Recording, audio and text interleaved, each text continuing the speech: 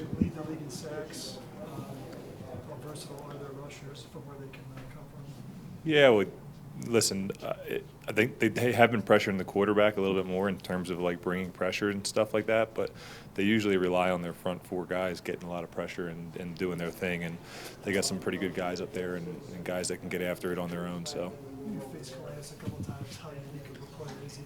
Can rush inside and out. Yeah, well, he's just such a big guy, so the ability that he has to be able to do things like he can is pretty impressive. You know, to be that size and to be able to move the way he does and have that versatility is obviously a huge weapon. Joe Emmanuel expressed a little frustration after the game with only having 4 targets. In your experience, when a wide receiver is maybe frustrated, do you go talk to him about that, and do you make an emphasis to try and get him the ball more often?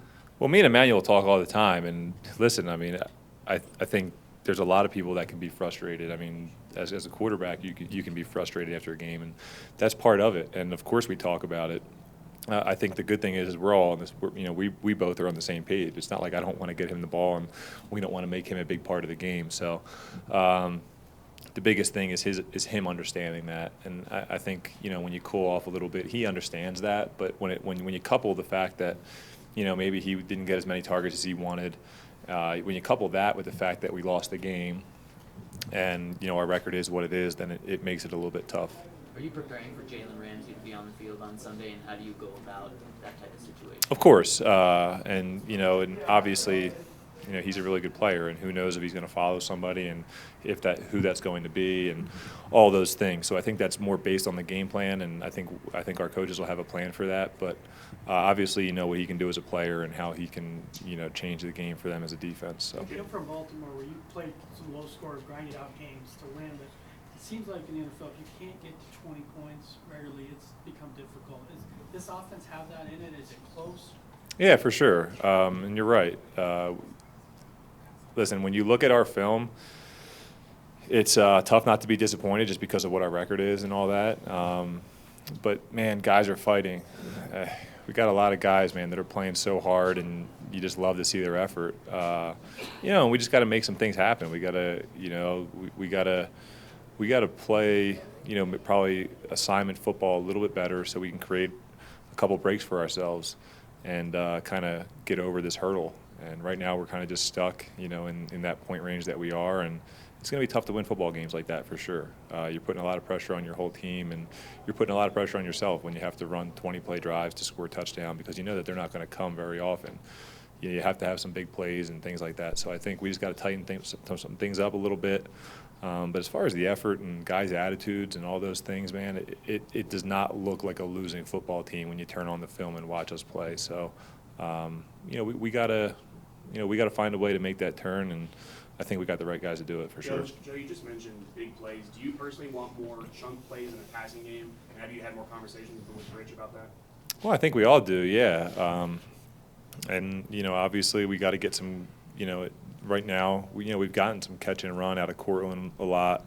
We probably haven't pushed the ball deep down the field on some actual length of throws yet.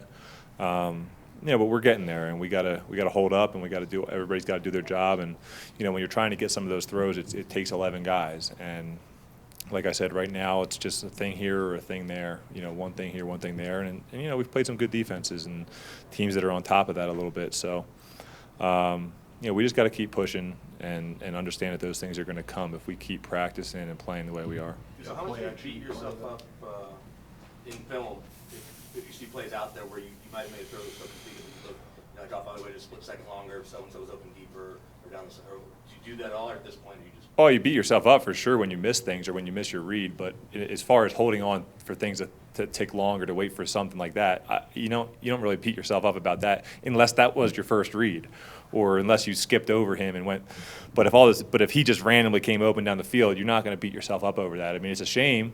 It's it's one of those things that happens sometimes where guys aren't even in the read and they might be open, and hopefully you happen to scramble on that play and hit the guy. But sometimes things like that happen. But you beat yourself up on the plays that you had easy ones and you gave them up because you moved on before you should have, or you were on the wrong side, or things like that where you had mental errors. But if you did everything correct and you didn't have a mental error, it's tough to beat yourself up and beat the play up if you missed a guy just because he, happened to get open. If you start chasing ghosts as a quarterback and as an offense, you just start chasing, oh, he was open. And so next time we get that play, I'm going to look here. Well, now you're going to miss the consistency of what an offense really needs to be. Do you try to keep everything the same this week, or is there a greater sense of urgency? You got to win.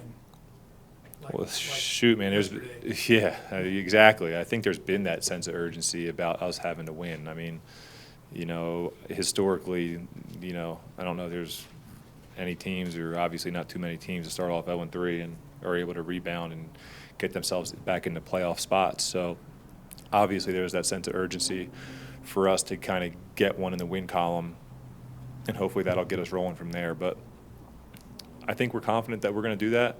It's going to be exciting to get back in front of the home crowd. And, listen, we've played some really tough games and we haven't come out with the wins, but we really feel like,